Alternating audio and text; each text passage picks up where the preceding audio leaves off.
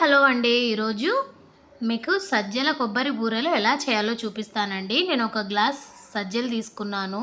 దాన్ని ఒక బౌల్‌లో ఇలా నానపెట్టేసాను. ముందు రోజు నైటే ఇలా నానపెట్టేసి పక్కన పెట్టేసిన తర్వాత రోజు మార్నింగ్ ఓపెన్ చేస్తే చూడండి సజ్జలనేవి ఇలా ఉన్నాయి కదా! వీటిని శుభ్రంగా 3, 4 టైమ్స్ కడిగేసి ఒక మెత్తటి క్లాత్‌లో ఎండలో ఆరబెట్టాలన్నమాట. 1 అవర్ లేదా హాఫ్ అన్ అవర్ ఆరబెడితే సరిపోతుందండి. చూసారు కదా! ఇలా ఎండిన తర్వాత ఇలా ఉంటుంది కదా! దీన్ని కొంచెం కొంచెంగా మిక్సీ జార్‌లో పెట్టుకొని మనం గ్రైండ్ చేసుకోవాలండి. గ్రైండ్ చేసుకున్న దాన్ని మనం ఏం చేయాలంటే కొంచెం జల్లెడ పట్టుకోవాలండి. జల్లెడ పట్టుకుంటే స్మూత్‌గా ఉంటుంది కదా పిండి. దీన్ని ఒక బౌల్‌లో పెట్టి పక్కన పెట్టేసిన తర్వాత పచ్చి కొబ్బరి ఉంటుంది కదా! పచ్చి కొబ్బరిని తురుముకోండి. నేనైతే ఇలా మిక్సీ పట్టుకున్నానండి. మిక్సీ పట్టుకున్నా కూడా మనకు తురుముకున్నలాగే ఉంటుందన్నమాట. చూడండి మిక్సీ పట్టిన తర్వాత నేను ఒక ప్లేట్‌లో తీసి పక్కన పెట్టేశానండి. చూసారు కదా! ఇలా పక్కన పెట్టేసిన తర్వాత ఒక కడాయి తీసుకొని కడాయిలో కొంచెం నెయ్యి పోసి హీట్ అయిన తర్వాత మన దగ్గర నువ్వులు ఉంటాయి కదా! నువ్వులు బ్లాక్ కలర్‌లో గానీ, వైట్ కలర్‌లో గానీ వేసేయండి. నా దగ్గర అయితే బ్లాక్ కలర్ ఉంది కాబట్టి వేసాను నేను. అందులోనే పచ్చి కొబ్బరి తురుముకున్నాం కదండీ! అది కూడా వేసి ఒక 5-10 మినిట్స్ ఫ్రై చేసుకొని పక్కన పెట్టేయాలండి.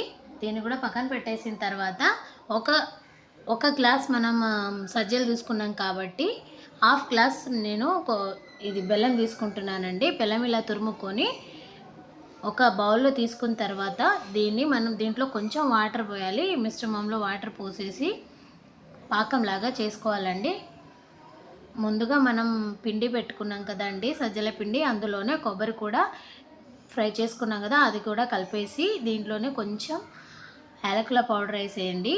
నేను కొంచెం కొంచెంగా మనం పాకం పెట్టేసుకున్నాక కొంచెం కొంచెంగా పాకం కలుపుతూ మనం పిండి కలిపేయాలండి. కలిపేసిన తర్వాత అది పక్కన పెట్టేసి ఆ మిశ్రమాన్ని ఒక కడాయి తీసుకొని అందులో డీప్ ఫ్రైకి సరిపడా ఆయిల్ పోసేసుకొని ఇలా చిన్న చిన్న రోల్గా చేసుకొని మనం సమానంగా ఇలా చేసుకొని ఇందులో వేసేసుకుంటే సరిపోతుందండి. చూడండి సజ్జల కొబ్బరి బూరెలు అనేవి రెడీ అయిపోయినాయండి. చాలా టేస్టీగా ఉంటుంది. మీకు స్వీట్ కావాలనుకుంటే కొంచెం ఎక్స్ట్రా స్వీట్ వేసుకోండి సరిపోతుంది. చూసారు కదా ఎంతో టేస్టీకరమైన కొబ్బరి సజ్జల బూరెలు రెడీ అయిపోయినాయి కదండి. వీడియో నచ్చితే లైక్ చేయండి, సబ్స్క్రైబ్ చేయండి ఫ్రెండ్స్, కామెంట్ చేయండి. మా సార్ కూడా తిన్నారు, బాగుందంట, ట్రై చేసి చూడండి.